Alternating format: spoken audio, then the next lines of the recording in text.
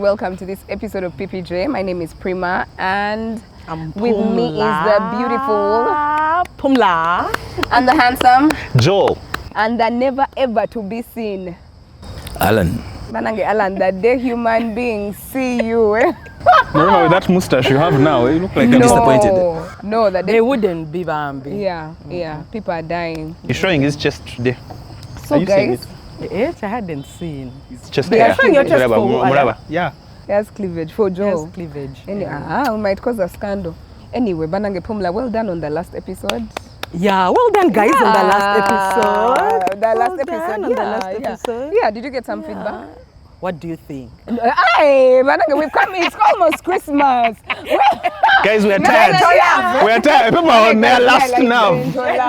Don't disturb her. She's like, I'm what do you done. think? What do you expect? Of course there was a lot of feedback. Yeah, A lot of feedback. yeah. Me too. And guys were even. I remember in the gym. Because it's sex. It's sex when you talk anyway. about sex, it doesn't matter how, when, who. Those are the things people want like to talk out to, listen to. Not so much talk about, but listen to. Yeah. So of course, Sex people sells, like, like they sex. say.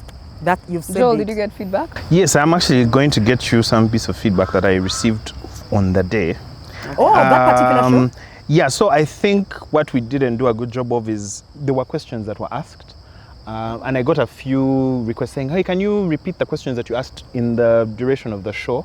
Write them out so that we can respond. So, guys, I'm going to put that there. You find them, by the time you're watching this episode, they'll be there. Just because in the inbox, I'm getting quite a few responses. But one of them was someone who mentioned that she thought her experience was unique. And after you, Alan, you put that picture of the... Of the what? Oh, Lord. You know the balloons. picture. You know that, yeah. And yeah, what she was saying was basically that she was really happy that it was something that you don't have to speak about with shame. Because she was taught that as a woman, naturally, you should be able to do this and naturally be able to please. And, you know, she had a hard time because emotionally she couldn't get into it. And she found when she emotionally was able to get into it, things flowed. And yeah, she was just... A lady told you this? She was, Joel, I mean... how do you understand? I'm a very understandable Joel is person. those boys. Okay. You can tell him your things before you know it, you're in love. He's answering the question.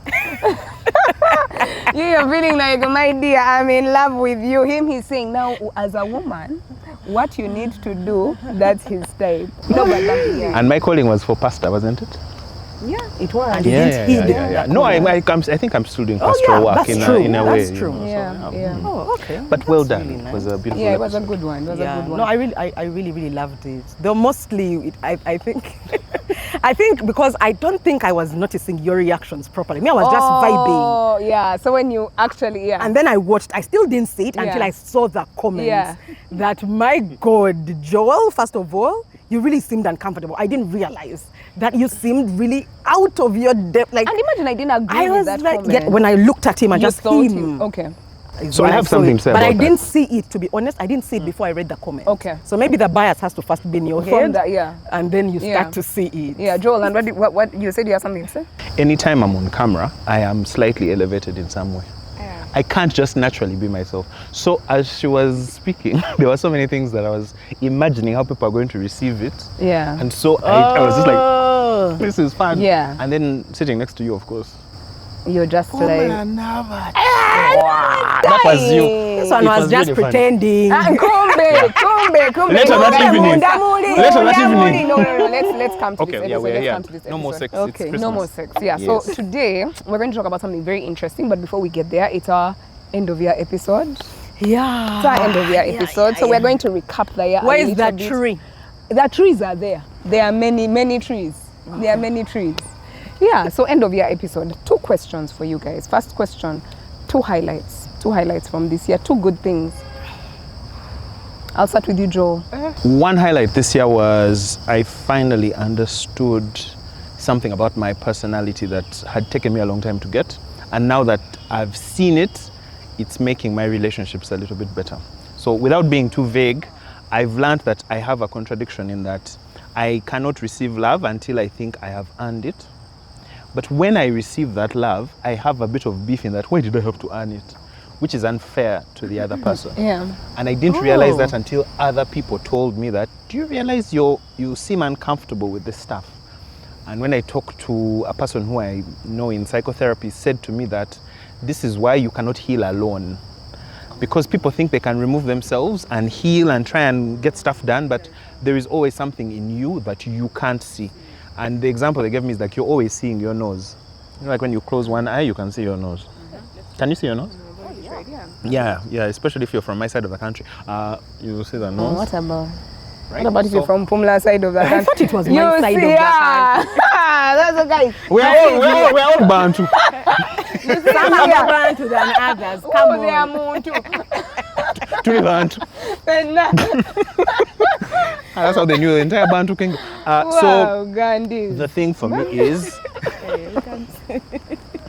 here and here. Don't talk about many people. Not there. I'm also inside Amagandi now, so. I don't have a standing. And if they come and How is their father? He's okay. Define okay. Can we not discuss my spouse? And if the room is locked and he enters, people are like, I go first, wait, don't enter. You might behave. But let's not forget that point. Yeah. No, anyway, I learned that in part also it's why I'm happy that this is So here. you cannot heal alone. You can heal only so much as you've come to realize. But he was saying the stuff that is unconscious, it's because you cannot equate yourself with having those feelings. Like for me, I don't think I get upset really quickly, but I do have anger, and my anger is directed inwards. So it's other people who say, why you seem tense, you seem this way. For me, I feel like I'm hiding it well, so I don't see it myself. It's them who see it.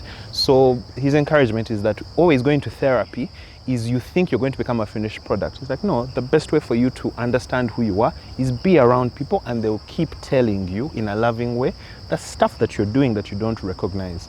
But it also taught me that I shouldn't listen to everyone. Other people will project their things onto you. That's true. But if you are around people who consistently want the best for you, even if they make a mistake, it's a mistake done with a genuine heart. Tie that back to me to your original point. The highlight. The original thing. So because I learned that about myself, I now know when I'm being unfair to people who are trying to do nice things for me, people who are trying to compliment me, people who are trying to do things for me, my initial reaction is to brush it off.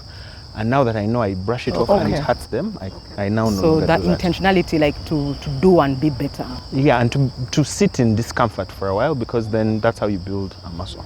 Yeah. Yeah. Okay. Oh, that's really good. Yeah. That's Pumla, really your first personal.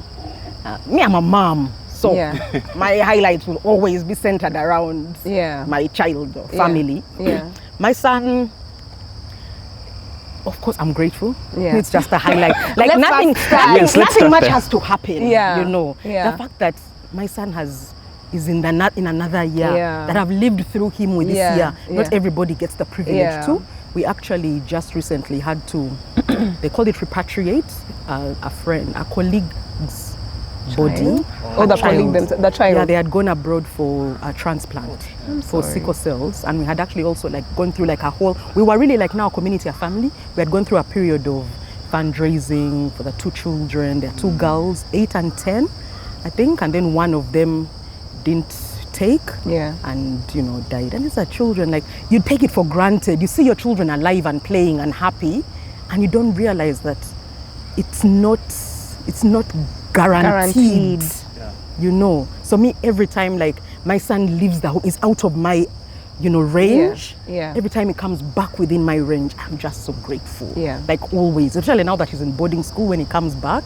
But the one that I was eating your snacks, he's eating my food, keeping you awake and keeping me awake. Like those things come later, but we start with gratitude.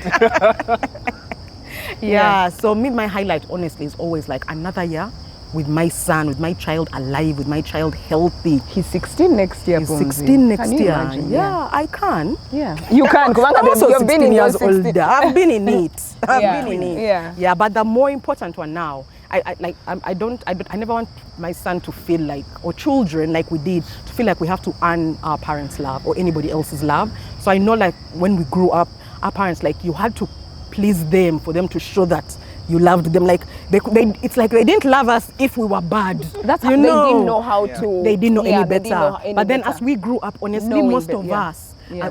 what Joel said is really, we are a product of most of us, but maybe some of us decided, like we reached a point where like, no, I don't earn love. I'm who I am. Take me as I am. Yes, there's growth that needs to happen. I need to be better as an individual. Yeah, there is. But Too I'm much not just wine. there. And yeah, there's work. I need Yeah. to work as an adult. Yeah. But I don't have to earn your love. Yeah. I don't. Yeah. So right now, my son did really, really this term. He did so well in school. Nice. Like, and when I say so well, I mean so well. Not Yeah. like by my standards. Do they give those? So well. I'm not like that. Yeah, I mean, I have my standards. Swear, I'm Do they like, give it's positions? Yes, it's Yeah, a real actually. traditional school. Okay. So You know he there are did those really, international really well. schools I just where- don't want. We agreed with my son that I don't say his things. Yeah, yeah. Because he said if I said the good ones, then I may Then make you- a mistake and say the yeah, bad ones yeah, also. yeah. One day. So I don't say, but he did so well. 90s and 100s. I never ever got a 90 In life. in my high school. Yeah. Not only in English. Yeah. I only got 90 in high Look where school it got in you. English. Yes. On Gotten you PPG. here. Oh, and commerce. Okay, and Yeah. commerce and economics. Yeah. So in the things Yeah. that I really took interest in. But when he can come back and he's complaining about a subject and he doesn't like it, and they are 91. Yeah. Like, Yeah. child, how? Yeah. S2, going Yeah. to S3.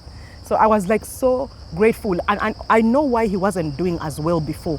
He got so much into sports. He plays rugby.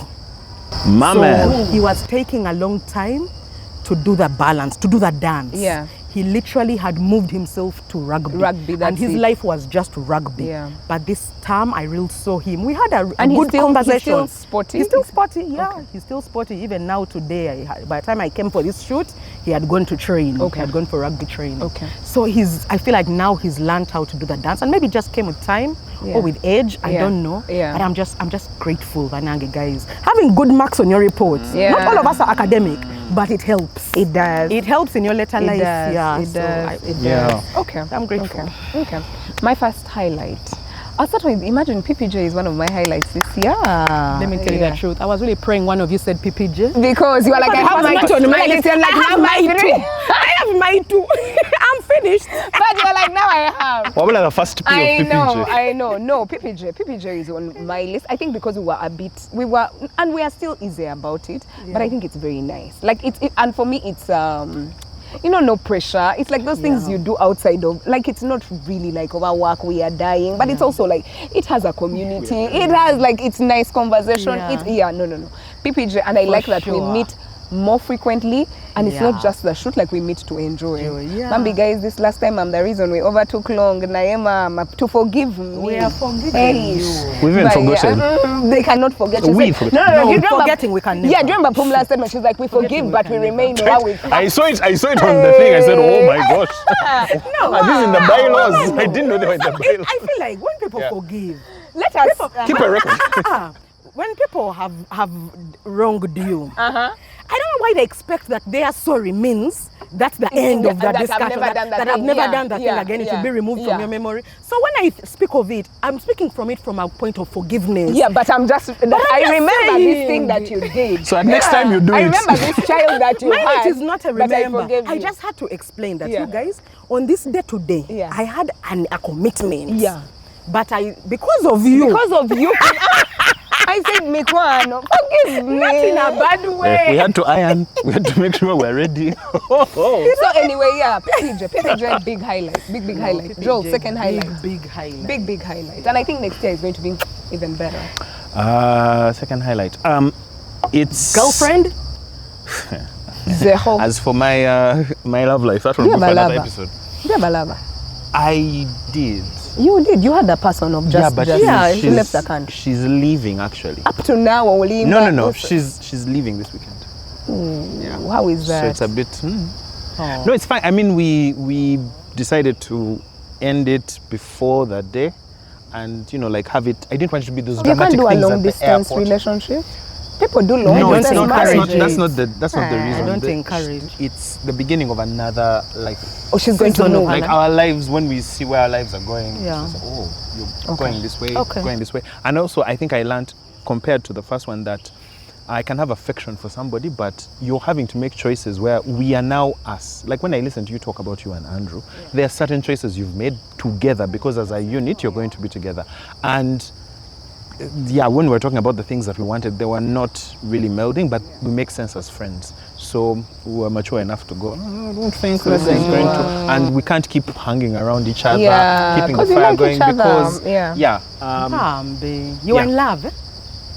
No, I was happy that I could feel that again. I hadn't felt it now.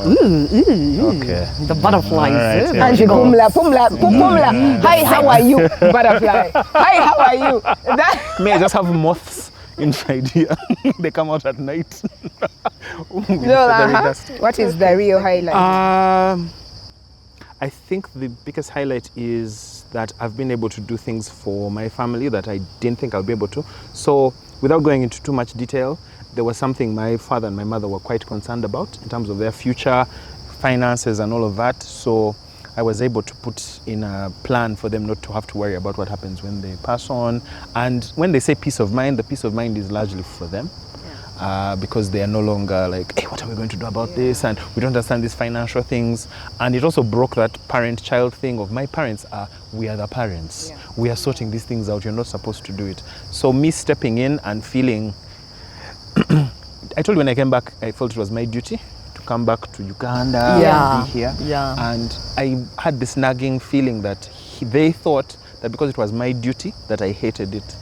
But I have found myself in doing my duty. I found myself in sacrificing all those things for them, because what kind of person would I be without doing that? So the highlight for me is them saying, we are so proud of you as my child. And those words just made me feel, I'm okay. So in my performance evaluation, boss, understand that I'm already up here. That boss does not care. I'm sure he watches. I'm sure he watches. Oh, yeah, so nice. that was a highlight for me. That's nice. That's nice. Okay, second highlight quickly. I was able to start an initiative at the bank that I'm so proud of. Oh yeah, the podcast, right? Yeah, I love it. I saw it and I was for like, the Central Bank of Uganda. You're not a simple person. The Central Bank, they allowed, job. as in I convinced them. Good job. And they allowed. Yeah. For it was like such a great time for me. And to be honest, there was not much convincing that had to be done, mostly because I'm serving under a fairly new leader in the department. And he was so open about, he's a very open guy and he's an open director and, really encourages innovation and creativity and says, you know what, but you have to be accountable for it. This is your thing. If you're doing it, just give me the plan. And he believed in the idea so quickly. And when we started, I was, wow. Yeah. I was like, wow. Yeah. And you know what, that was one of the things that I hoped to achieve. Most of you know, I was on a podcast before that I left earlier this year. Yeah. And I mostly left that podcast because for me it was time. Yeah. But it was not time for me to just leave, but it was time for me to do other things that I wanted to do for myself. Yeah, but that's the answer. Everyone who's always asking. Yeah. Let it end. Let it end from now. They ask her for us. That is the reason. Yeah. That podcast chose me. Yeah. It chose me. That platform literally chose me. Yeah. And when things choose you, they have an expiry date. Yeah. It's not for forever all the time. You have to choose it back. Yeah. So I found that, yes, it did choose me, but we stayed like that. Yeah. And I saw the work I was doing and I loved what I was doing, but I think I failed to literally wholly, fully commit, to marry it. Yeah. So I was like, you know what, it was a relationship, not a marriage. Okay. Not until death do us part, marriage. Because now I wanted to do something for myself, to do, And when I started the BOU Connect, I was like, when I'm here, I literally feel, this is home. Yeah. This platform chose me as well, but I chose it back. Yeah. I always want to have that feeling. I see you, and then not come back on the group and start judging. She has no love. We tell her, Pumla, love you. She's like, thanks, but when is the shoot? No love. Yeah, so for me, that's a really, really big highlight. That this year panned out as I wanted it to. Not those ones of having things on a vision board, then you say, okay, this one for next year. Yeah. I feel like what I wanted to do has literally just panned out. Yeah. It's been a great year for me. Wow. Good job. Let me see. For me, second highlight, I have a lot of, it's hard for me to sort of be specific, but I think I had a good work year. I had a good work year, and work is really one of the things that centers me. Yeah. And I had a really good, our projects moved, my portfolio grew. We have such a lovely team.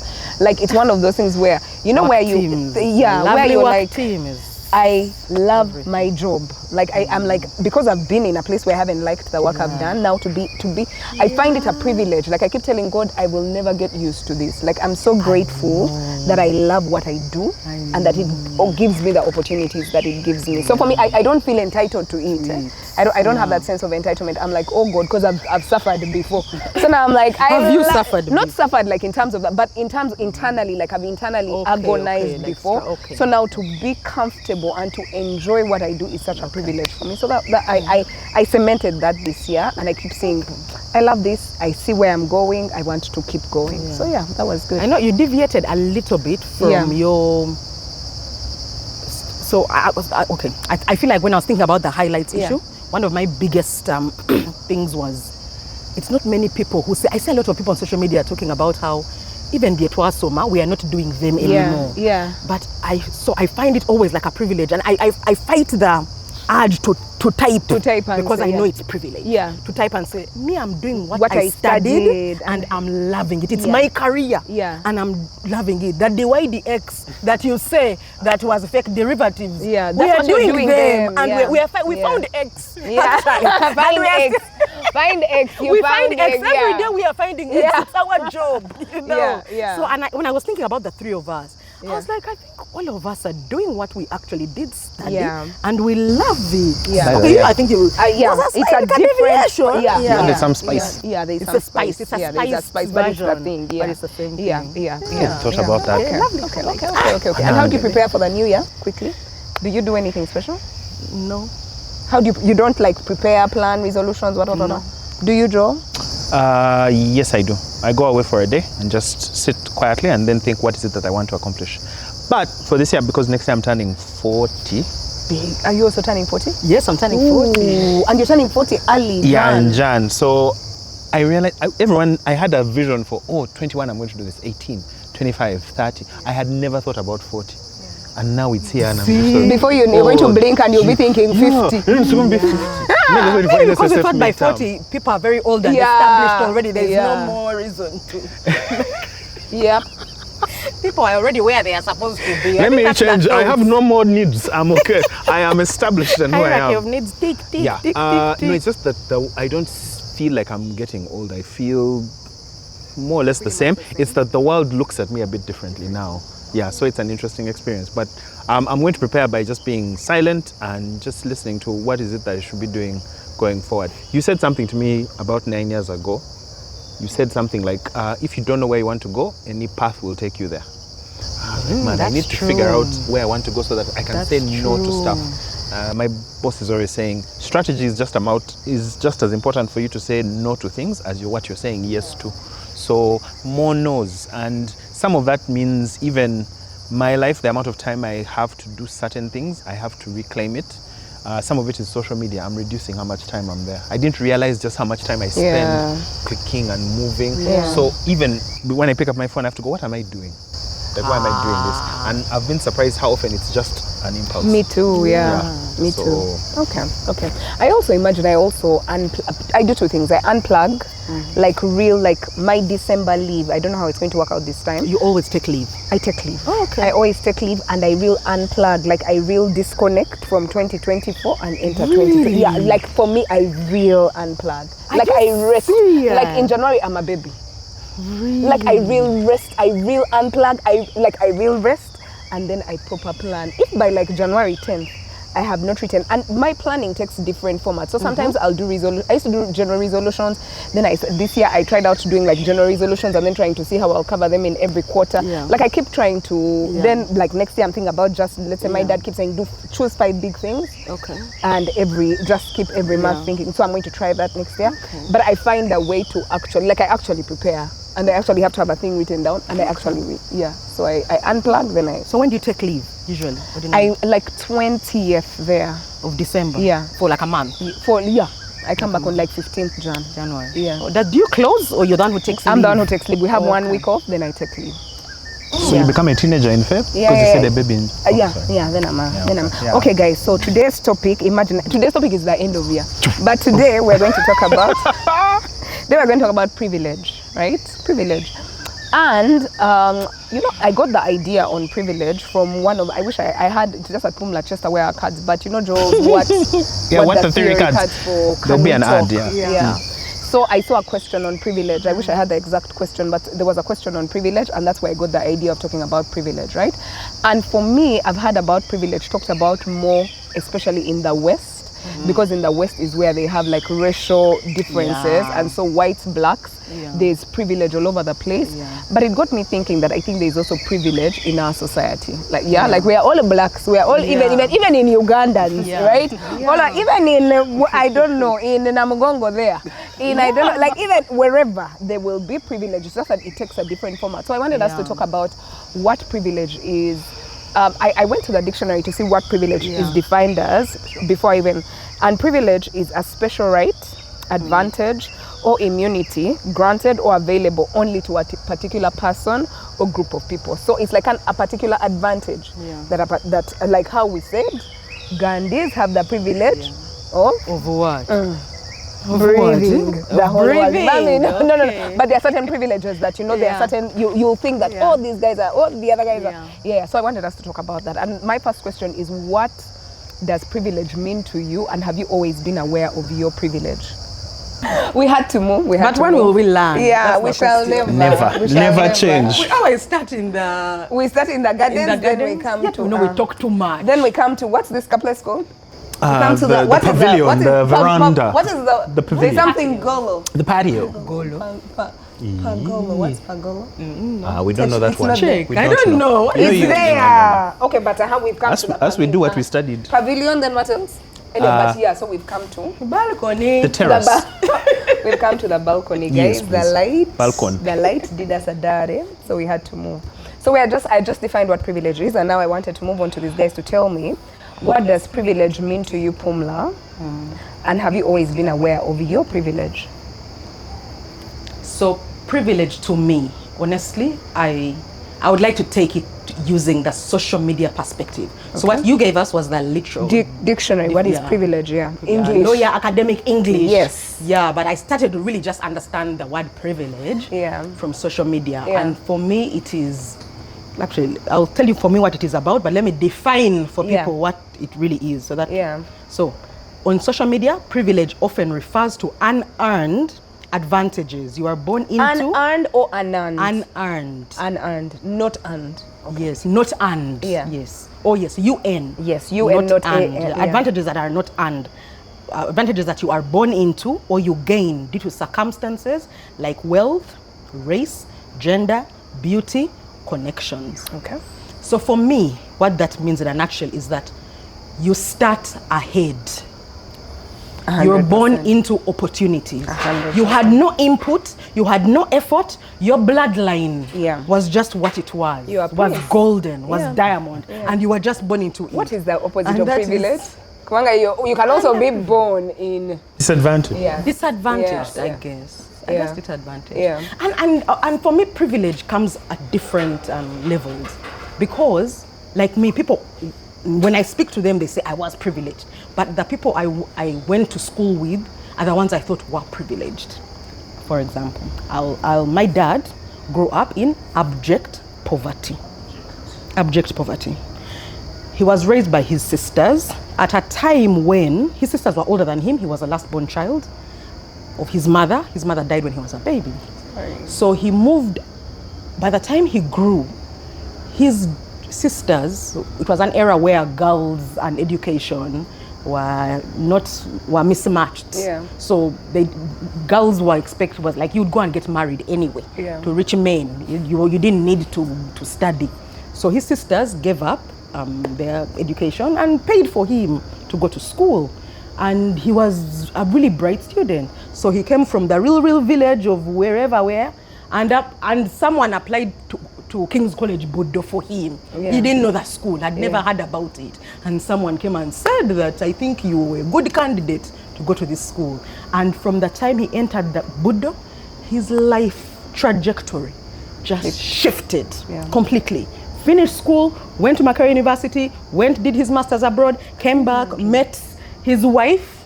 Who was from Minz. My mom was a rich babe. Yeah. Yeah. Yeah. And married this man who had come from poverty. But of course, by the time they met, you know, things of, I saw potential. He had I saw kunabadira potential. poverty. But he had moved above potential. yeah, I yeah. think. But and see, for her, she never ever talked about their means. Even if when we went to our mom's village, it was like us where we grew up. You know, so as we thought we were the same, Yeah. you know, but it's my dad who literally used to tell us about how he grew up and where he came from. And because of where he came from, his upbringing, my dad, because he understood how, like, that's the effect of what a good education did for him, he swore that all his children, his money will get finished in education. Yeah. And indeed, that's what happened. My dad, we were not rich by okay, I want to say by any standards, but by average standards. Yeah, again, and any Kampala Club kids were rich. My dad's job gave him that membership. It was a family, yes. So his job, I feel like he was the one paying. Something in me. Yeah, no. My dad, Bambi, they would give him and his wife and I think 2 children. Yeah. And then you pay for the other children. Okay. Yeah, so that was again a privilege. Yeah. Because of the position he had where he was employed. But for school, let me tell you, we were 5 children. All our money got finished in education because my father took us to top schools. The most expensive school at that time was Kampala Parents. Yeah. Yeah. The other school was Lincoln. Of course, we were not. Lincoln was now the other side, like Lincoln and Rainbow. Yeah. Were leap ahead. And those days, it was only expatriates' children who used to go there, not really Ugandans. So our money was finished. When we would go to school, we went to school with rich bitches, wealthy. We went to school with ministers' children. Those are the people I remember. All these, I don't want to say their names, but the ones you see in the newspapers. Those are the kids we went to school with. They were on holiday we went on vacation every holiday. You would say we are going to the village, but then they are going on holiday. They would have those designer bags, those designer shoes. That's how so I always compared myself to those kids. Always. So you didn't and this think was you were in primary. privileged? I was only privileged when I went to university and I realized that there are kids who go to class and have not eaten for the whole day, and we're in class together. Okay. That's the first time I met kids. And not to say, when I was in high school, in every school I was with, like you would go to, even in primary school, there were like maybe 3 kids who were kids of teachers, let me say. Yeah. And because now the teachers, it was a privilege for you to, they were going for free, I think. Okay. And then also high school. But high school, again, because I went to a traditional school and missionary school, they used to pay for underprivileged kids. But those kids, like in every 50, maybe there were 5. So the majority of the children were rich. They were of means. So me, I compared myself to those people. And I knew once we are poor. It's when I went to university that you're like, we are not doing bad. It's real mass. Like, what? Yeah. Where who? And people are living and they're okay and they're happy and they're smiling. Me, I sulked for a whole week because my father refused to buy me some shoe. A dinner bag. Yeah. My dad jumped to buy me a dinner bag. I sulked for 2 weeks. Yeah. Someone hasn't eaten for 3 days. Yeah. And they are there studying, reading, what? And they would come. So me, honestly, that's when I answered my privilege. And your privilege came from the family you were born into and the sort of like wealth that, I don't think there was wealth. You guys, for to me, that extent. I honestly think, it's relative. I think it is relative. Agreed. Honestly, I think it's relative. There are people who look at me and know I'm poor. There are people who look at everybody in Africa and know they are poor. Yeah. So what are we saying? I mean, Uganda, do we even have any second generational wealth? Yeah. We don't. We do. We The don't. minority, We don't have second generation wealth. In Anyway, Uganda, she's doing Yeah, that. She's doing the BOU We have podcast. rich You know, she's people. telling If we tell her we are like this person, she's like, please, according to what statistics? You know, these people, you keep They are not quiet. there. We don't know. I think it's in Africa. No, we just haven't East seen Africa them. where I think we have second generation. It's not there. Okay. So there are people who are on 7th, 8th generational wealth, Yeah. and they're looking in Africa. I think it's that like in West Africa where we have some. And they're looking at Africa and they're wondering, those guys are all poor. Yeah. It's relative. And yet in Africa, they are poor people, but they are rich people and they are wealthy people. So even in the rich, there are levels. Yeah. Even in the poor, let me tell you, there are levels. There are levels. I was on the show I was on. we had Manuela and Rosette. Yeah. Manuela and Rosette were both used to joke about their poverty. Yeah. But Rosette used to, like, the joke was more on Manuela. Yeah. Because apparently Manuela was poor. And if they explained to you that circumstances, Manuela used to keep telling Rosette that for you were rich. Yeah. But she was poor, like so in our perspective. So I feel like in every level, there is privilege. I mean, I feel like as long as you're never the most underprivileged, until you find somebody until you find that you're the one at the bottom of the pyramid, you're privileged. Okay. That, for me, that's my point of view. Okay. Yeah. Okay. Joe? When did you become aware of your privilege? I tell you, I'm a If woman. you are, some people don't know that they are. No, I always was, because my great grandmother, remember when we were children, the first time we met her, I was just sitting on the couch, chilling in her house. And my cousins were around and they were cleaning, and there are 3 girls and 2 boys. Now the other 2 boys were outside playing, and I was just sitting inside, and the 3 girls were cleaning, and she came and said, "So who are you to be sitting here? When who are you? Else is cleaning." Yeah, she was like, "Who are you to be sitting here when everyone else is cleaning?" And it's sometimes I only realize now that I was brought up slightly differently, because especially on my father's side, they had this thing of never forget where we came from. So my father keeps telling me about things of like, do you know I used to pick firewood to go and make sure we'd have heating in our home? And so he says, and I have been able to go to the best places in the world, and I cannot forget where I came from. And the thing he said is he would be so irritated if he had children that didn't remember any of that, because once it goes, it's a problem. Now, I think my experience of privilege, just not to reiterate Pumla's point, is, you know when they used to say check your privilege? It usually used to come off as, the minute someone says check your privilege, the first thing you recall is everything you don't have. You go, but what do you mean my life is privileged? I'm here working, I have to get a board, I have to do all this. Like you just said, there's no 4th, 5th generation levels of wealth. But I came to understand it in that there are things I don't think about. There are things that I take as granted. Like, I remember in like Budo, when we'd go to the canteen and start fighting for food, I was like, Inga, we are fighting. We're here, Dutch, Mbudash, you have to give me bagia. What? What are you talking about? What are you saying? So to everyone else, they would look at me and be like, eh? And to me, I was looking at them like, what's up? So to me, what privilege is, at a certain point, there isn't a connection, because I assume my experience is everyone else's. So I think that's why my parents were always... because you hang around the same. Like the assumptions you make, you're like, how can you... We don't realize it, but when we're even speaking, like really, on this this adulthood? show, No. okay, I'll give you an example. Oh, then. That time when we went to the was it the Can We Talk event?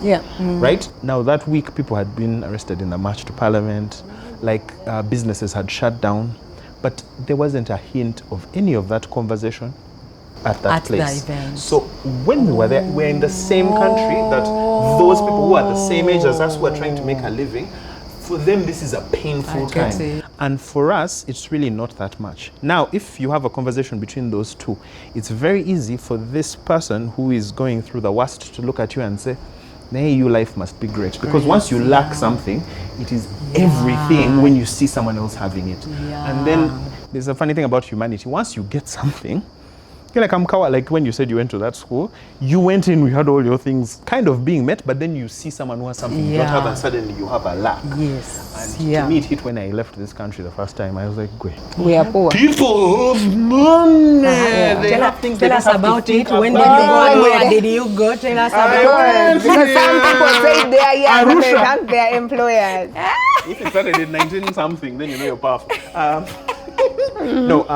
So like when I went to uni, I lived in more or less in the US. They keep saying that it's the hood when you can see gun shop, and McDonald's. So as I was driving to where I was going to stay, I was like, gun shop, McDonald's. You can't walk at night. That's the first time I also understood, hey, it's not safe to walk at this hour.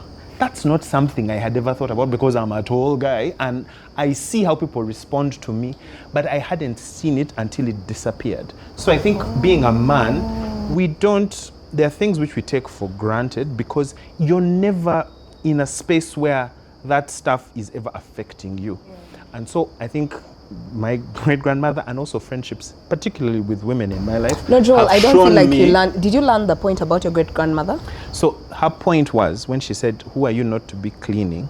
She never wanted us to become like the men she saw when she was coming up.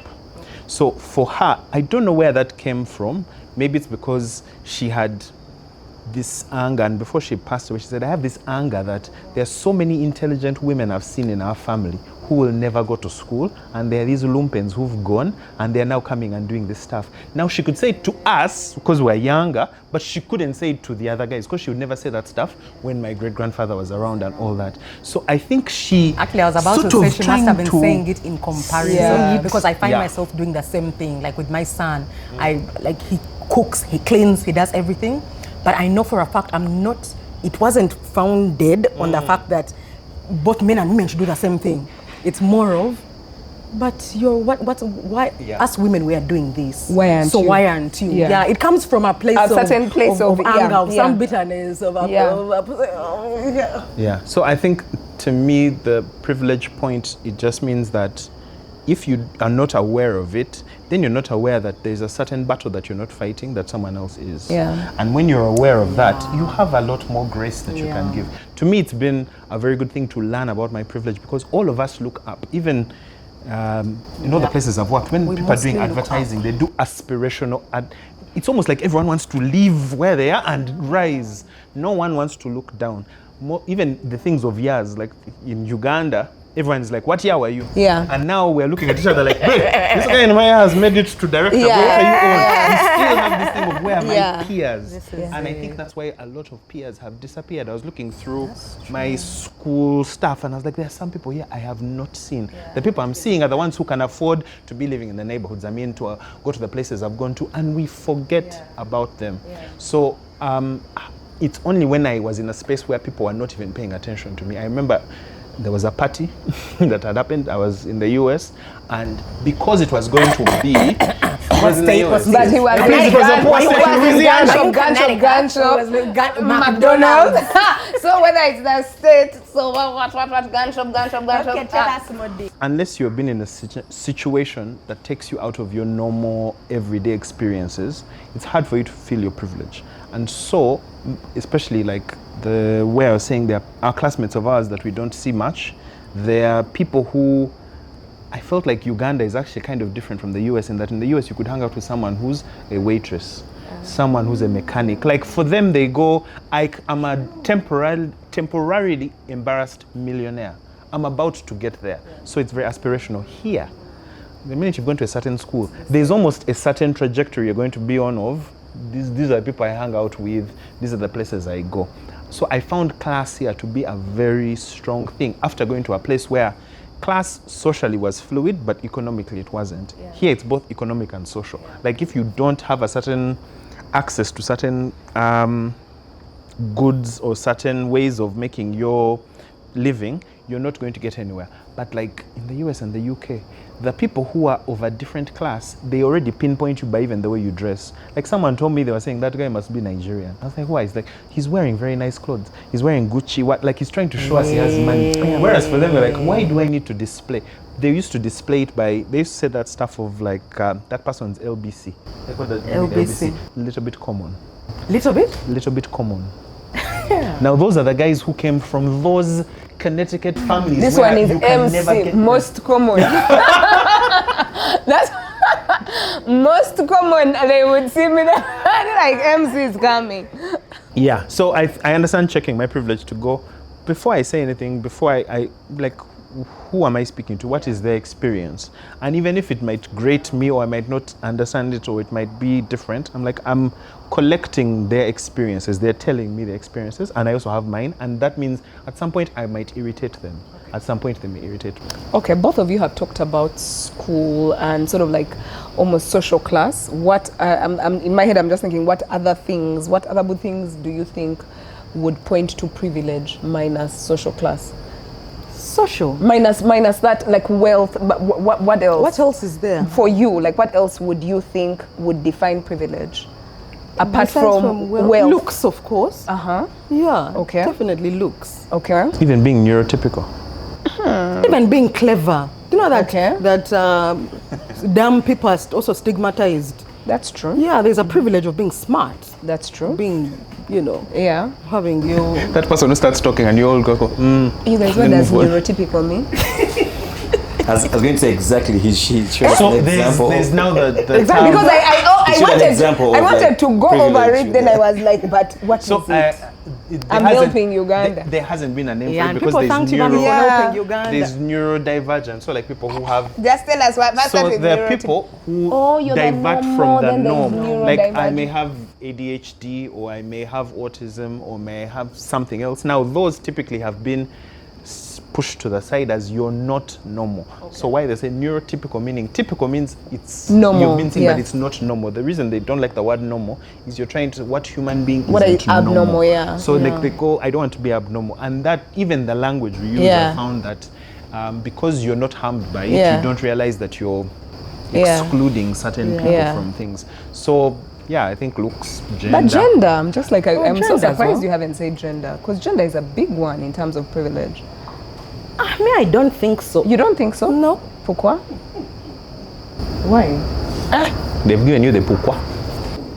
This is our third time I'm counting. Oh, The today? pokwa, yeah, today. Okay, What's what- it? What's it about? Why? No, what's that French. about? Why? Because I think because now I'm in. Remember, she's doing French. She's studying Not French. really. And she also Maybe- supports I have a lot of- francophone countries. No, I have colleagues. So yeah. You started having them this week? Ooh, privilege game. This last episode is fire. You guys. You guys, people are said by being rude. Even now she's rude. You haven't done anything to her. Ever since she came. I Maybe just you came remind on us a of border. those rich bears like that. No, in I came Budro. on a border. Now she's from Namugongo. She came on a border from Namugongo. Now she's being neurodivergent. You could see the different layers of soil from Namugongo to Ntinda. Hey, Another like, you wind got of them- today, You and got that's- them this week. Yo, Wow. yo. Ah, I need No, a break. I need a gender. gender. Yeah. I don't know. What do you mean by privilege? Because of Men are gender? privileged because of gender. And women are privileged too because of our Yes, different characteristics. yes, that's true. Yeah, so again, I find that it balances out. Like if we're talking about, if Does we're it, talking does about it balance out? I even really don't think work-wise? so. Men are being really don't think privileged so. at work and getting promotions. Women are being privileged Even because just they're by being made virtue of history. receptionists. no, yeah. So I feel like it depends on what setting you're speaking of. Yeah. Whereas these ones are fluid, it cuts across. Yeah. But for gender, you literally have to talk about why. Yeah. For example, Yeah. women are privileged in the sense that when it comes to the home, normally, and I Yeah. think it's a conversation I've been seeing a lot on social media. Yeah. Children tend to love their mothers and stay with their mothers and give their mothers and women more Yeah. than they give their fathers. Yeah. Isn't that privilege of being a mother, that you're the one who gives birth and nurtures the child and takes them? So you find that children in the home literally gravitate towards their mother. We're not talking about exceptions, we're talking about generalizations. Gravitate towards their mothers because they're the ones who gave birth to them, who bond with them, who nurture with them. And the men go out to look for school fees and are not really spending quality time with What them. privilege would you rather have? I would always rather have the woman's side of my children being around me. Always, definitely. That for me is privilege.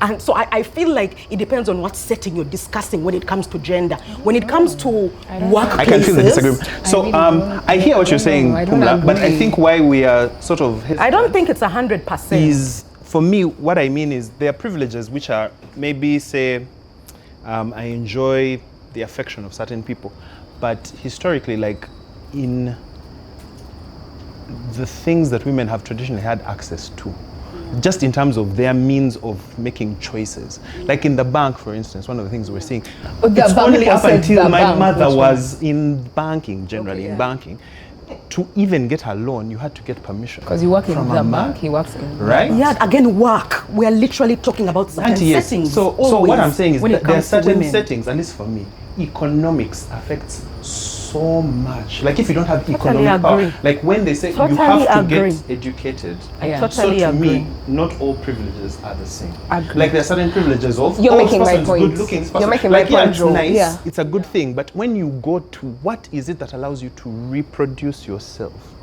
Like men have traditionally enjoyed such privilege in terms of determining how the family should be, determining who should work. Even when men suffer at the hands of other men. Yeah. Like mostly men are afraid of other men. And when, you remember like, you know the way to defame a man is to say, oh, you're going to go to prison, you're going to be assaulted. And what men are most afraid of is being treated the way men treat other women. Yeah. Now the fear that we have from other women is that you're going to laugh at me. But women, like just even the murder rates that men have over women. Yeah. Like if I was walking in the dark and there's a woman walking in the dark, I don't think that is so heavy and it's so societally reinforced that I feel like, yeah, it's such a big issue, and I think that's why gender is such a big economic discussion. I find that it doesn't matter where you are, as long as you're pretty, you're privileged. It doesn't matter whether you're in the village, whether you're on the yacht, give me whether you're in examples of the benefits of pretty privilege.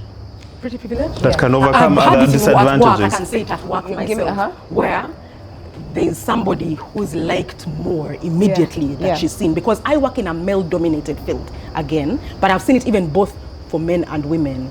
Like when it comes to the way they respond to somebody who is physically so attractive by society's definitions, I have literally found that even if she's like a bitch, there is a way she's she's treated a little better. She's never ignored. Never. You see, Primah, now my thing about pretty privilege and about gender, my point is that, like Joe was saying, privilege has benefits, and there is almost, the reason it's privilege is because they are weighted benefits, right? The benefits of being a man, because you're born a man, right? We understand that your children will be around you as the mother forever, and they'll give you mommy, thank you, and they'll never leave you nor forsake you. We understand that. But if you look at, for me, if I look at the grand scheme of things, the fact that you're a man, and just by being a man you can be anything you want in the world, I find that privilege carries a lot more. It carries a lot more weight, right? It's the same thing with pretty privilege. Pretty privilege. I saw pretty privilege when there's a particular workplace I saw, and it was those things of, like, for example, and for me it shocked me. There was a time I remember they were hiring either for a receptionist or a librarian, and there's someone that came in, and the boss said no, and I knew exactly why he said no. Like he was saying no, but I'm like, why? But she did the best. Like, no. I'm like, but why? He's like, no. Then when I asked, like, my friend was like, oh, are you a young child? Like, see what she looks like. And it was just, you understand, because a receptionist is people facing, right? So they wanted someone pretty, but they couldn't say that the person was, it's because they wanted someone pretty. Now for me, I also isn't that one okay? No, but there's no, Pumla, there's a difference between pretty privilege is different from privilege. Isn't that a if they put on the required, no, you know, clever people, we have bad manners. Clever people, when they say that in bank, we are employing a standing bank, only people who have upper, second, and first class. We think that is okay. That's true. And then the ones who come with a lower second or pass, we don't think that's discrimination. No, because that's when it comes to air hostess, then they say that we want someone who is pretty. People are more receptive to pretty people. That's why when people on the front line, they choose pretty people. They are more receptive. People will come to you more. Let me tell you, I almost bought an expensive dress today because of a pretty salesperson. Not because of Lurimi, but I stayed in the shop. I had gone looking for a shoe for a wedding I have this weekend. I entered and they said, Madam, we don't sell shoes, but you can look at our dresses. The girl was so pretty. I stayed in that shop for 10 minutes for no reason. And I swear to you, so if she did not look how she looked, I would not have stayed now, there. Going back, and I agree, there's pretty privilege. I actually just realized there was pretty privilege last year. I didn't know that it was a concept. I didn't know it was a concept like that people talk about. And there's a person who was like, you know, I've always had pretty privilege. I didn't think she had it. I was like, she said it herself. She said, you know, I've always thought, like, because of pretty privilege. And I was like, you don't have it, girl. When she said it herself on her live. Oh my God. Anyway, so, and I was like, you chick, you're normal, you have no more privilege. You have pretty privilege. Man, what's pretty is also relative. Anyway, so. I think I'm pretty now. My point. Some people are not. And I'm going to ask Joel, please remember, my point because Joel is a cutie, so I want to ask him if he has pretty privilege. Say it again. Yeah, you're a cutie, so I want to find out now. No, my point is... Land your point. I'm landing. I've been telling everyone land your point. Now, my point is pretty privilege can only get you so far in terms of waiting. Right? So men have that privilege, and but I feel like pretty privilege exists, but it has where it stops. You understand? Like, you'll be cute, it will just stop there. Like, you understand? They're like, yeah. So for me, I find like, yes, it's a privilege, but in the end, they are almost more fundamental things. Joel, tell us, you're cutie. Have you ever felt like? Smart person. I'm sorry, like that's what we only take you so far. But if you don't have, because you don't have it. Never talk like that. Only people who don't have it. People of lack. No. Why are you pointing at me? Because you're the one who said it initially. Please, we've moved on. Lack. Yeah. No, so Joel, have you felt privileged because of how you look? I'm sure it has helped. And especially being a man, it adds. We need a moment. So let me put it like how this. have you felt? Cheers. No, it has helped, but it's not. Let me put it like this: a beautiful woman. I like people who acknowledge. A beautiful woman, I think. Yeah. The percentage of maybe things it will give you access to. Let me put it like this: I think the conversation we're having is both on personal level and the structural level.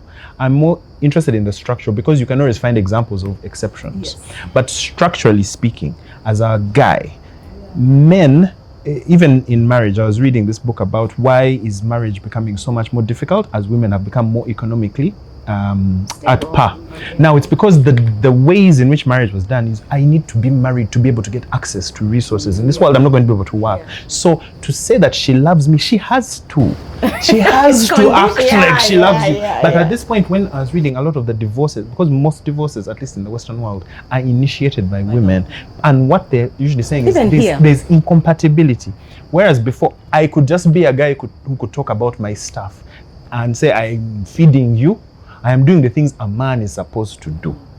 But at a certain point, if you're also making your money, now you're expecting me to actually be a partner, to emotionally connect. And a lot of men are now growing up in that period where it was not important as they were growing up. But now it has become. And now suddenly, so we are saying the example I saw of my father was that he just had to bring money. And I usually hear it when they say, these guys only talk about their cash. I'm saying, yeah, because that's how they thought they were going to buy their way into things. Now, where I see that privilege is, there are still men who can still enjoy that because of the way economics is. You know, those things of just go to the village and get someone who you're going to marry. And why I keep saying that, those are things that are predominantly on the male side of things. Yeah. So a man may look at me and say, oh, you're cute. But it's not even a thing where they're going to go, life must be great for you.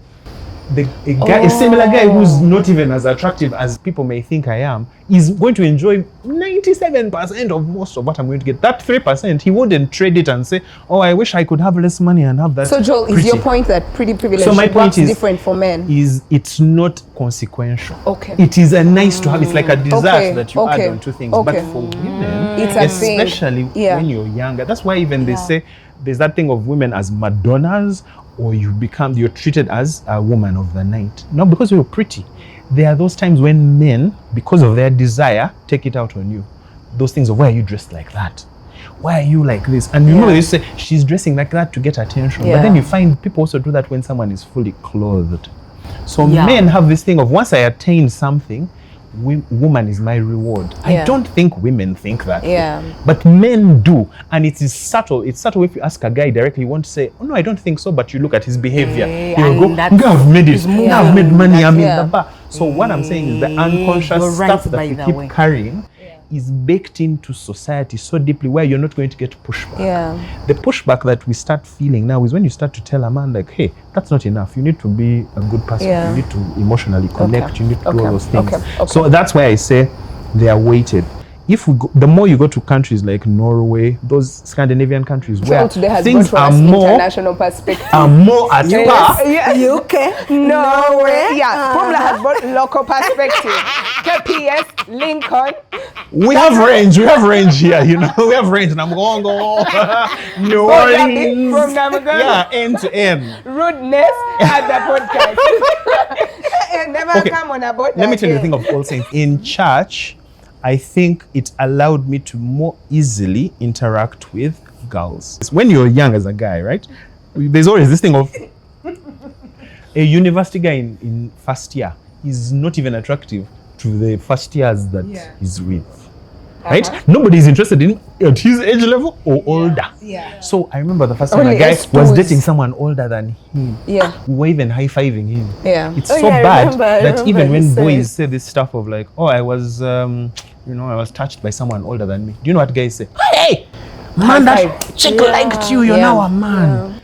has been abused, but it's not seen that way. It's like Yeah. you've now become a man. Yeah. So as we grow older, you're expected to age like fine wine. Yeah. Yet for girls, there's this social expectation that you must always be pretty. A cutie.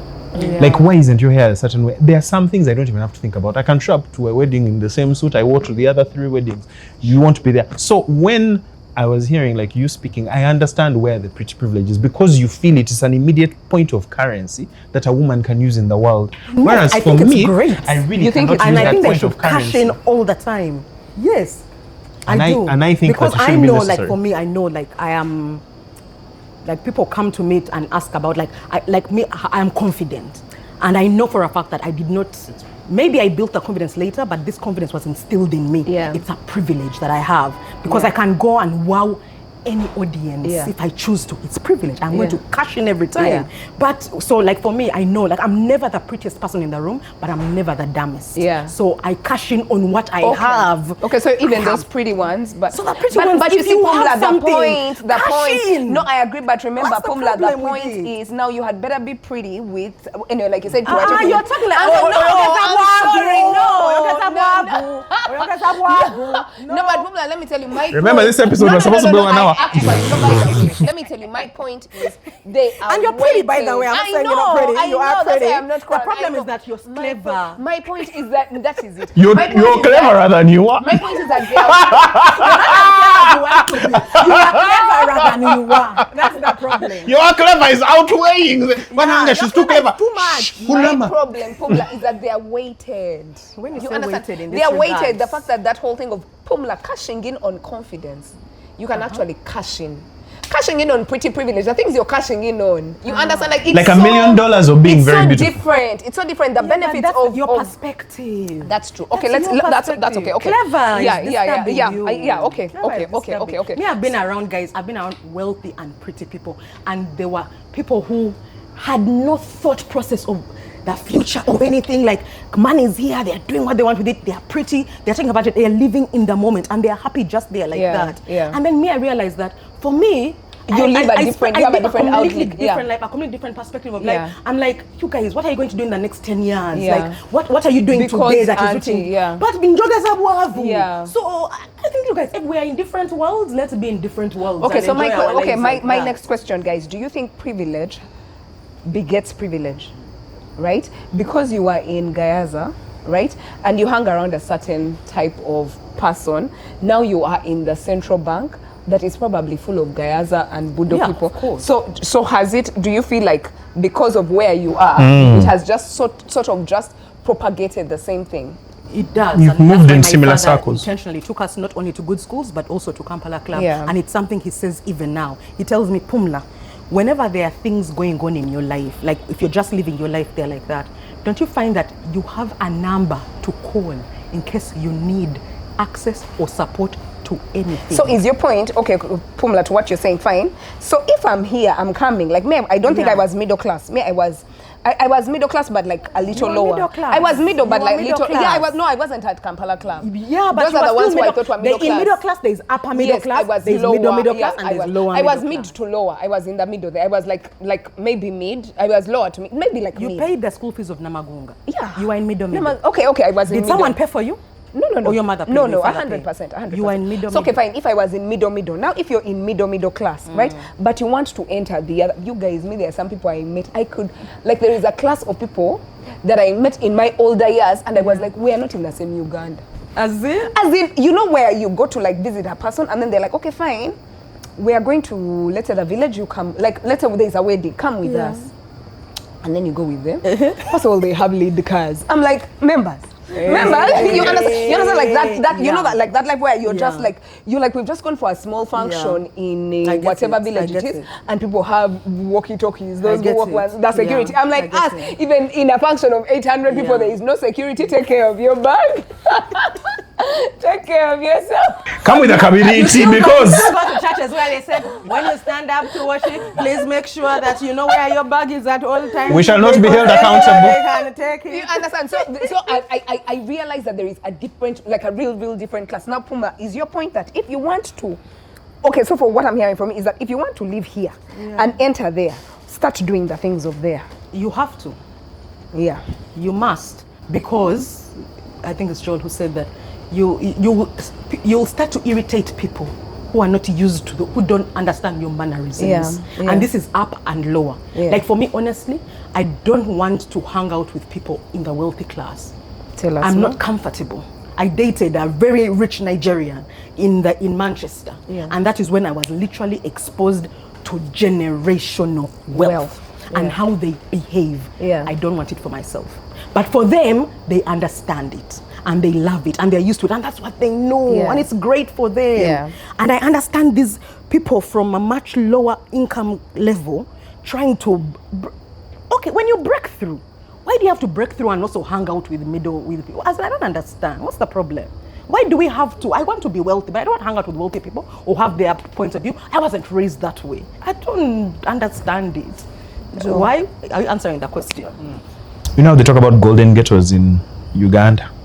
Like if you're extremely wealthy, let me say if you're extremely wealthy, at a certain income level, at a certain asset level, you will, by definition, start to inspire envy around the people around you. You start to inspire envy. Yeah. You see, the social relationships we have, where I was saying at the beginning that I've learned that there are things that I'm unconscious I agree. of. I won't feel it. Even when I talk about my experience is determined by the things that are around me, but the things that are around me are determined by, I'm not going to go and have lunch in a market. Now, because I'm not doing that, it has become so foreign to me that if I was to go there, everyone would notice, even if I dress a certain way. They would be like, look at his hands, look at his... Yeah. Just like when you're around very wealthy people, Margaret Thatcher was writing that thing of when she first met the Queen and her family. She dressed up nicely to go to dinner. And when she showed up, everyone was just speaking vulgarly. And they were like, well, you've never been here before. Like they immediately could see she was not Winston Churchill. She was not of a certain class. Now, she said, I was trying to do what I thought a wealthy person would do. Yeah. Like the things that are displayed to us on TV and the rest. But like you've said, there is a certain... You see, like even celebrities that we see, those are the ones that if Bill Gates woke up with Oprah's money, he would jump out the window. He'd be like, I'm so poor now. Yes. Now when you see him, he can never show off doing stuff. But this is a guy who made a phone call and said, vaccines are not going to go to Africa. That's the power here. Now imagine, can he wait in line? Anytime we see him, it's a managed appearance. So the world is so lopsided to the point where we think we know. But we're speaking from our experience. From like when we're just speaking about middle class. In Uganda, do you know just having access to electricity puts you in the top 25% of the country. Yeah. Now, even as when you say you go to a home and you say, what is this? As soon as you say power, you go, that person is greater. He has more than 50% of this. You don't see them. So that there's a level, the same way we don't see those people, but we see them as statistics. We are statistics to a certain group of people. That's true. Now, what I mean is, those people determine so much of what our life is going to be. So the things which we get access to, maybe be intelligent. In the African American community, they used to have examples of this is black wealth. Like when Obama became president, remember everyone thought, we have arrived, even though no one's material position had changed. But they gave us this thing of, we have arrived. We're seeing someone who's like us. Oh, come on. Your life is not changing because of how well. So as we get symbolic messaging, that's why I say economically, once you don't have to think about, am I going to eat tonight? The same things that your father removed from you. He was like, even if it's a struggle for me, you are not going to feel that. The privilege that you then have is you don't have that poverty. When my dad talks about poverty, he says, even when I have a lot, I always feel that it could go away because I remember what it was like. Now for me, I'm carrying his memory. Hopefully my children won't carry that memory. For them it will be a scientific, academic matter. You mean there are people who have to do this? It's not. And so if that person was to meet my great-grandmother, she would be irritated by them. Like Chris Rock said, I'm raising rich kids. Ew, I hate them. My own kids. So I think that's why we need grace for each other. This is the real last point I'm landing. There's something called the master-slave dialectic. Tell us. Now, the master and the slave dialectic. Okay. So let's say you are my slave. I make you do things for me. You're the one who cuts the trees, you're the one who brings my food. Now I'm dominating you. I think I'm superior to you. But in that master-slave dialectic, it says both of you are losing something. You're being dehumanized because you've become an instrument for me. But I am being dehumanized in that I don't understand how life actually works. I think that the relationship is I command and you do. So the minute the slave breaks away from the master is actually at a disadvantage because they've lost the ability to actually do the work. They know how to direct. This is why a big institution may not have a CEO for a long time. Or you can see Elon Musk. He's the CEO of 7 companies. Can you imagine being a janitor in 7 companies? Yeah. Oh. Imagine a full-time janitor. You can't. So this is why I'm saying the waiting, everything you're saying makes sense socially. And those advantages are there. But to me, the lower you go, the more the material basis of life makes such an impact. And we always think it's just economics, but it determines so much. That's true. There was a time at the office where we were going to hire someone and we had her accent. And you know what people said? They were like, you know what? She will not even be comfortable here. It was such an uncomfortable convo because they said the places she's going to go as a relationship manager for high net worth people, she's going to suffer. Because you can hear in her accent. We have a guy at work, let me tell you. Why I'm not understanding this point of view, and again, maybe it's again because of the male privilege. I don't know if it's male privilege, it's just his ego. I have been asked to speak, and represent the bank on certain events because of the way I express myself. Exactly, that's the point I'm making. Yeah. But I am not the brightest. I'm not the one who has all the technical facts all the time. But you have I have what is ability needed to and speak necessary, and and I can express and communicate. Yeah. We have a guy. He has neither nor. You are talking about breaking through? Neither nor is the word. Nor. Not tact. No, he literally came from where my father came from. Yeah. And so at least my dad now went to high school and then he was broken. Yeah. So he now fits in because this guy came to Kampala. Yeah. For the first time. To work. When he got his letter. Yeah. Wow. From Bank of Uganda. Yeah. That's when he came to Kampala. Yeah, privileges talking. And he came on a bicycle. Privileges talking. He rode on the bicycle, went and got a bus, put the bicycle on top of the bus, and then rode to the central bank. Yeah. But if I tell you that guy, he's literally not what we would want the Bank of Uganda brand to look like. Yeah. But he's ready to talk anywhere and everywhere. Yeah. His English is not there. And you see, like he can't break down what he can't speak untechnically because he doesn't have the English language for it. He has the technical language, the one he studied in school. Got it. So meanwhile, I can break down something really technical. He has no way to explain inflation without using the technical language he learned in school. Yeah. For him, that's what he knows. Yeah. For me, I'm able to like say it out and people, hey, you understand? I can give an example related to. But that man, I tell you, his confidence. No, I think that's what. I think we agree. Yeah, that's bridging the gap. This one, the person you're talking about, when they say she will feel uncomfortable, it was a she. She. This guy, everywhere he goes, people always ask us. They never ask as a bank. We never want him to go. But he's ready. But I am the one who is qualified to speak. I will speak. That's why I say the confidence of a cishet man is really like Jay-Z even having the guts to talk to Beyonce. Like everyone was saying, do you see who she is? And Jay came, I'm gonna do it. I want to come back to that, to Madame, to you. Yeah. When you are talking about for people who want to break through, I assume you're breaking through to higher. Yeah. Are you talking about breaking through socially or economically, or in what way are you talking about breaking through? Both. Okay. Both. So you see, okay, let's talk about the one that's the most dynamic, like the one that affects all of us, which is economic. Yes. In your when you're speaking, when you're asking, if you break through economically, I swear to you, it doesn't matter what your background is, doors open for you. I agree. That one I agree. I'm with you. It's socially where things are different. I agree. And my question is, why do people want to break through socially? Why? What's wrong with having the respect and the power that comes with your money? No. Remember the conversation. Let me give you an example. Yeah. Remember the conversation that we had when you were. I remember very well when you told me money will change you, because you were telling me when I get money, I'll Yeah. leave Nakwero and I'll come to Naguru For and sure, I'll start. for sure. So because now I'll be handling. You sure. remember that episode? Yeah. Please input that episode. Yeah. So in the same way, I don't think that you consciously want to break through socially, but because you have broken through economically, you are now Yeah. beginning to hang with a certain You're in group these of people, spaces. and people are now using a fork and a Yeah. knife, and you didn't grow up using a fork and a knife, and it's a bit uncomfortable, and then now you're Yeah. learning. You didn't grow up Now by you're doing learning. certain things, now you're learning. So I think it's just your wealth is putting you in a certain circle, and then you're entering. I And don't now think you're saying I that's want to okay. enter. Yeah. This Okay, is guys, what my almost last question. Yeah, almost last. You're looking at, almost last. Have you ever found yourself on the other side of privilege? Me, I've never. You've never. I have. When I I was have with the to. Nigerian people, Yeah.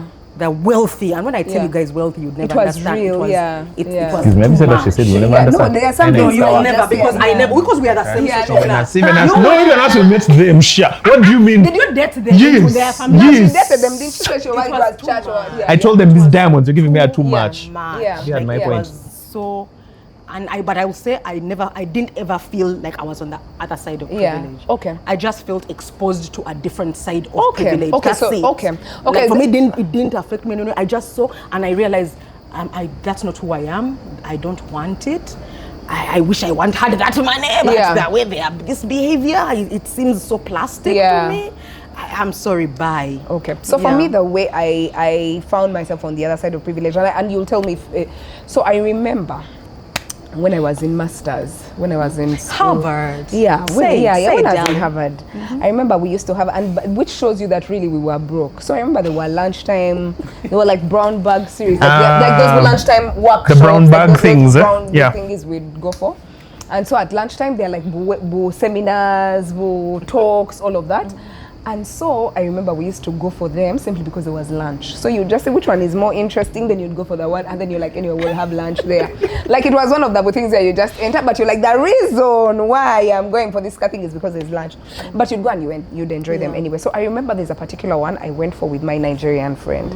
And this one, I think we actually wanted to go for the thing because it was a full day thing, right? So we actually wanted to go for the thing. And then at lunchtime, we are going to serve lunch. And so we are in the line. And then I remember one of those, I think she was Latina or something, comes to us in the line because everyone else was white and it was just the two of us. And she comes to us and she says, I'm sorry, this lunch is for the students, it's not for the workers. My Nigerian was like, Primah, Hold this ear. hold my jewelry. That thing pained me. Do you know there's nothing you can do? That thing hurt me. Whether you burn the school understand? down, it has been said. That thing, she was like, and she just walked straight to us. I was like, Latina, sweetie, we are the same. You and I, we are the same. No, actually, we are not the same because we are my student. She came and she came to the two of us in the line. She's like, I'm sorry, this is not for workers. I for need to students." know the response. No, I told my friend, let it roll off your back. She was we were Mad. both so offended. The other offense that sits at the bottom of your heart, inside, we were both so offended. And I think that's why there's a certain angle of privilege that we will never understand. You know, like how when African Americans talk and then we're like, you guys are too much. They're like, you guys will never understand. No, Because we imagine, can't. I We felt don't that understand. once. We don't, I felt and you felt once, it and sit up to now, at even the when I pit tell of that your heart. story, You I feel feel it. it. I'm like, how could you? Now imagine you grow up feeling that way. Now that is when I felt like I was on the other side of privilege. I was like, That's terrible, you know? now that, That's terrible. Yeah, Would you that- ever consider living abroad? 100%. Even with all that? Even today, You know, even that's tomorrow. the reason that I could never live abroad. Are you serious? Yeah, because I haven't been. No, but now I've I'll never go- been trained. I don't have the capacity. I don't have the training No, but Pumla, to you handle won't go. everyday life no, like you that. won't go. Now remember, those guys start as You will learn. students. No, I don't want to. I want to always be queen where I am. Okay. I want to be Pretty queen. Even here can But change, I man. want to walk in a place. We're all here. Yeah, we are all the black. same. We're all together. All of us. They group us. When Yeah. they write reports, they Yeah. talk about us as a less developed country. All of us, we are there. We Yeah. know where we LDC. are. LDC. Yeah. That is where we are. We know we are trying to get to middle income. When Yeah. they talk about all that thing, we are all of us in the thing Yeah, together. yeah. I want to. No, I want think to be I queen. would. No I one think can I- kick you off a line here in Uganda. No one can kick me off a line. It's not for the will workers. Never be.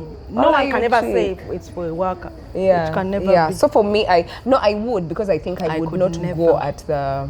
You would go never. probably working in a good place, in a good job. And I'm sorry. Joe, have you ever fallen on the other side of privilege? Yes, it was in a negotiation with a company in South Africa, and In an international perspective. yeah, okay. Let me say why. Because in Uganda, for the most It's okay, part, just tell for us the a most company in part, for South the most Africa. part, height, skin color, most things I am really quite privileged. Yeah. Really. Yeah. So I only experience it when I agree. leave. And also that And is it's good to time be bound. cognizant of Why? it. Because as men get older, I've started noticing how their privilege disappears. One of the things older men don't like is they start talking about you as senior or uncle or chief. And then they realize that my virility is going. I am no longer seen as a dangerous man. Yeah. I am now seen as, respect him. Yeah. That means I'm in the evening Oh, men of my don't like life. that? They really don't. And that's why usually older men, you'll find it's privilege for them to get younger girls coming to them because I still have something. I still Yet have they some don't. virility. They want And their that's why, money. unfortunately, you will always find like Viagra, have big sales. And they sell to those And guys the other one he particularly told us. because you have to. Yeah, From what was the it? rock. What was it? I The don't other know one? it. Okay. Anyway, I just felt it when we were lining up for lunch after having a negotiation. These guys were talking to us like we're all here to speak. We are all, discussing business. And the way the buffet line had been done, people went the wrong way. Right? They went and started at the dessert place because they were mopping here. Now this guy comes out, this white guy, and he goes, these guys really don't even know how to use a buffet line. Like I had him say Yeah, it. that And these I went, Africans. his immediate, he didn't even think maybe it's a situation. He just went, and that's why I said prejudice and all these things, they are not hard because you don't get pushback in your mind. You just go to the lowest common thought you can have and then say it's because of the way they are. Now I had him speaking in the meeting. I was like, by the way, you're not as clever as you think just because you're here. But you can't start to bring that fury out. And I was like, where is that fury coming from? And the thing it taught me is that there is this TikTok I'm seeing where this lady, So is that buffet line? she keeps talking about, I'm so nice to my security guard. Look at the food I bring him. And I went, do you know, there are so many people who are around us that we think because they smile at us and they're happy with us, that we have a cordial relationship with them, like the people who work around us. I'm like, of course they have to like you because they're dependent upon you financially. But if they were to exactly. turn you You're on, the hand that feeds really them. think, they're not going to bite you. Yeah. But you stop feeding hands. So because I felt that even just when you were speaking, I was like, that feeling, I'm very sure I may have given someone that feeling before, unbeknownst to me. So it has given me this thing of, please try and be sensitive about the place that you're in. I like joking with the people who I'm like, okay, we are the same social classes, but even there, you don't know who you're stepping on. And so I felt that before because I felt it, I now see it in other people's eyes. Like you can see someone get injured and then they try and maintain their dignity. They kind of go and smile, but their eyes social are not class smiling. is like how you speak to your maid. You know, there's no like speaking to your maid when their child is there, or even when your children are there, like shouting at them when they're children. They're still a human being. You understand? Like it's still it's the same way. It probably evokes in them the feeling that I got when they say that. You understand? Like you can't shout at me when they're children. You can't embarrass me. Okay. All right, so guys, last question. What role do you think you can play or you have played in closing the privilege gap? With great privilege comes great responsibility. Beautiful. That's what I think. And one of the ways that I have done it, I think I've said it on this show before, is that I'm asked by many different types of people, mostly women, to speak to different audiences, and I get paid for it, especially from the corporate sector, and I get really well paid for it. But because I know that those people have access to me because they can pay for it, I know for a fact that there's a woman somewhere who cannot and yet needs it even more. Why can she not? Because she was not born into opportunity. It's so literal, like the people I speak to, I literally see we are of the same privilege, and I'm just making better people better. Yes. What is that thing in the Bible? Is it in the Bible? If you want to More, go far. to him who has gets more. What is it? Yeah, him who has more is given. That one. Yeah, him who has more. And Say to it. those who don't have, even with the little they have. Yeah, that whole thing. Say it. Him who has more. To him who has more shall be added. More shall be And to added. him, but the context I of that see one. it literally. Like I am called by people who have to speak to people who have. It compounds. And they pay me for it. So now what I do now, I decided for everybody who calls me, in my rate, there is a fee to give back to 3 others Beautiful. I like who that. don't have. So me, I talk for free. I love So it. when people call me or DM me or put me a message and ask me, Manange, we are this group, I ask you, who are you? These are, and I immediately allocate. I know this, you're in this category. I'm not charging you. Yeah. And then when you come to me and you say, I'm from this institution, I Yeah. am charging you. Yeah. And I'm asking, what is your budget? Yeah. And when you're saying that, I'm negotiating and saying, no, Take it up. yeah, you can afford more. Yeah. And because they can and they have the means, they add on. Yeah. And that for me already in my mind, I know every year for every gig, I really want to be able to speak to people who have not had the opportunity to have these talks before, because everybody's charging for them. Yeah. Like, how can you charge for information to make people better? Yeah. Really, that thing disturbs me. You have a responsibility, and maybe it's not given or certain, but I find that if you can empower and impact, and you're really saying that you want people to have better lives, and you have been given the opportunity and the chance, because I was born here, guys. I didn't work my way up Yeah. here. I worked my way from a certain point. I had a head start. Yeah. So I think like there's that head start that, okay, now you have a head start. There are people who didn't, and it doesn't matter. That Beautiful. the truth is, most people who are born in poverty will die in poverty. Yep. Most. Yeah. It's only a few who come out, and those are the examples you like to give. Yeah. But they're so few and far between. Yeah. So for me, if I know, this is what I have, I can speak. I was born into a place where my father was able to take me to Kampala Primary School, to Gaza High School, and then I did more for myself. But I did more for myself because I already had a head start. I wasn't starting from negative.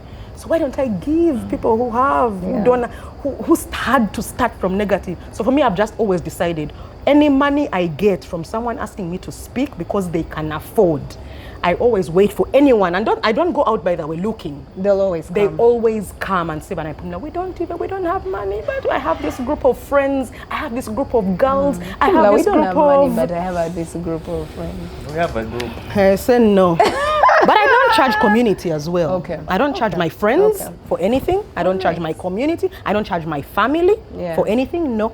I charge corporate. I charge people who are earning an income and can afford to do it. Then I wait. And then I go back and say, oh, this person had asked me before. Let me now get in touch with her. Let me now get in touch with her. So for me, that's how I am. Let me tell you guys, we had a girl in school. I told you I went to school with rich people.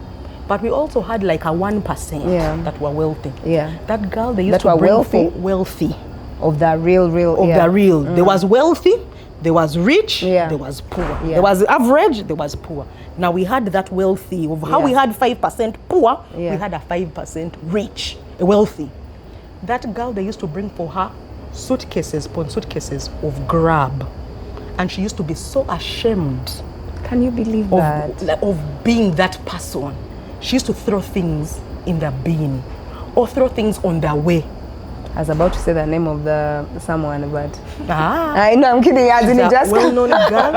And you know how we learnt about it? Do you know what she would do? Like when we would have a visitation here, she would wait for her parents to go. When during visitation, we would say, come and help me carry. She wouldn't ask anyone to carry for her things. She would get her things and she would always make them sit near a pit. She goes and empties the bag in the pit because she was ashamed of her privilege. She didn't know how to be, she wanted to be a normal person. Yeah. Yeah. And the day we found out is when they brought for her a cake. She threw a cake that had her name. That's how we found out it was her. And I said, you could be feeding people, but instead you've decided to be ashamed so don't of be this thing ashamed of you've your been privilege. given. Yeah, I like that. That you have nothing. It wasn't you. It is who you are. And maybe you don't want to be treated a certain way because of and I'm it. sure, was her name Namulindwa? It was not Namulindwa, it was not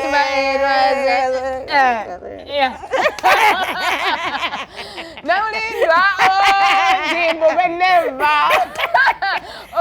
she was ashamed.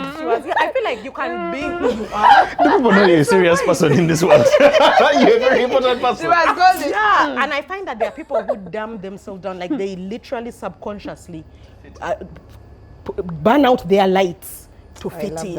I like that. That for me is messy. It's messy. Like she didn't know. She didn't know what she to was do. a child. She does it up to now. Up to now, because her wealth is generational. Yeah. So she's been put in places. She's even had to make a decision and said, I don't want to go to school anymore. Let me take off some 2 years. And she was Meanwhile, able to. us. Yeah, and you, where are you taking off 2 years? They are looking for scholarships to go to Born Harvard, where they are scholarships, telling you we are not taking workers. We are workers. Yeah, you have to talk like that. No, quickly. No, I like that formula. No, It's I a love real the action privilege. point. Like privilege is responsibility. Don't be nothing to be ashamed. ashamed Yeah. of. Yeah, we know we are 30% of Ugandans are poor. Yeah. People fear to literally be in the 0.003%. Yeah. They're ashamed of it. Yeah. It makes no sense to me. Mohum, what are you doing? Ubuntu. Papa Ubuntu is about to tell us when we were where. There were protests outside there and people were About to eating. send- They were eating and they were talking. I took for them. Did you take for them food? Why don't you tell the story since you guys have there?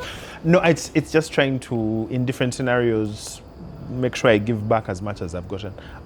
Even the work I have, it's people going out of their way and noticing and giving me something. So keeping that front of mind is to go, who have I made life a bit easier for? And usually it helps me feel more powerful. Like this example you were giving, I know that feeling of, I don't have as much as this other person. And the minute that thought comes, just look around you. Usually there's someone who you can do something for. And I think that biblical principle of what is in your hand, it matters, because it's only when you look at what you can give someone that you realize how much you have. So I also feel much more fulfilled by saying, what can I do for you? And usually it's not a lot. And the most important thing is also not to do it as a handout. Sometimes you may do something for someone and not let them know. Like, don't have that. Pity is it's a fine line. I remember Nietzsche, he was saying that you can only pity children and dogs. He said you can pity a child, you can pity a dog, but to pity an adult is to reduce their experience to what has just happened to them. There's such a complexity there. And I remember one time seeing someone handing money to someone on the street, like, have, and that guy threw the money back at him. Hey. He said, what do you mean? You're just, like, I'm refuse that you're just going to give something to. And we do that all the time because it's uncomfortable to see that person. Like, I could see this guy was like, I want to give the money, but I also don't want to look him in the eye. So he just threw the cash and the guy threw the money back. And I was like, yeah, I can understand where that person is coming from. Like, I have some pride as a person. Like when you're talking about how someone may talk to their domestic help. Yes, you're helping me, but why are you reminding me of my social standing? Why are you above me? It even has gone to how I feel about charity. Like, charity is a temporary aid, but charity maintains the system.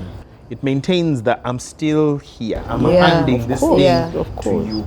I think the best thing is to break that thing. Yeah. But that means sometimes you have to break the position that you have over that person and not exercise it. So it's just trying not to exercise the things which I could if I really wanted to. Okay. Yeah. The two things that I think the conversation on privilege has really brought to light my biases. There are things that I am biased towards, right? I am biased. If you speak a certain way, I will be biased, right? You understand? If you speak a certain way, you'll be. If you went to a certain school, like you just told me, like, oh, I went to. What do you mean? You understand? Like, I'll be biased because of that. So it's to know that even in the places you are, for example, if let's say I'm part of a panel in an interview. Yeah. I'm very, very, like, I check my biases those days you understand, even as I'm reviewing documents, as I am part of that team, I am so alert to the fact that I want to be the one that opens the door for somebody. You understand? I want to be the one that lets you in on merit, not because of my bias. You understand? Because even me, I just feel like someone let me in. You understand? Like someone opened the door. So I'm very, not necessarily that I am doing a handout, but I really want to be the one that sort of bridges that gap. Like, I feel that as we've grown older, a lot of those privileges of school and what have, we've sort of, the ground has been leveled, right? The other guy who rode the bicycle and he came to Kampala. You understand? You're seated together. So now I feel that now your position is to help more like him to be able to. So that's one of the things that I feel. Then I think that I'm also, maybe because I'm in a church community, there is so many opportunities to help people who are like where your dad was. Now, one of the things that I'm like, okay, I might not be able to do many, but for the ones who I do, I want to give them real opportunity.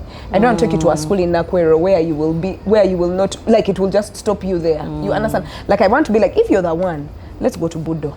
You be the one to say there was a certain babe, and that babe, she took me to Budo, and now my whole generation has changed. Let me change that one person who will change so many people. You understand? So it's that whole thing of open the door for somebody to be able to actually, So that's what I'm doing. Yeah. But I think I feel like that should come from the privileged and not the other person. My problem, especially in places where there's a majority of disadvantaged people, is they start to think they're entitled. Yeah, no. Like, I'm the one who should say, I had the head start. Yeah. Let me see what I can do to make us a little bit more leveled, this playing field. Yeah. Never should it come from the disadvantage that, but you had a head start. You own me. No, me, that's where I have a big, I'm not listening to that. The conversation coming from that side, I'm not listening to it. All right, guys. Defend, depose, what? What was the thing? Okay. Sorry. The one that Nietzsche said. No, the one of the healthcare CEO who was What killed. about Winston Churchill? All right, guys. I think this was a nice conversation. Any closing points, or we're good?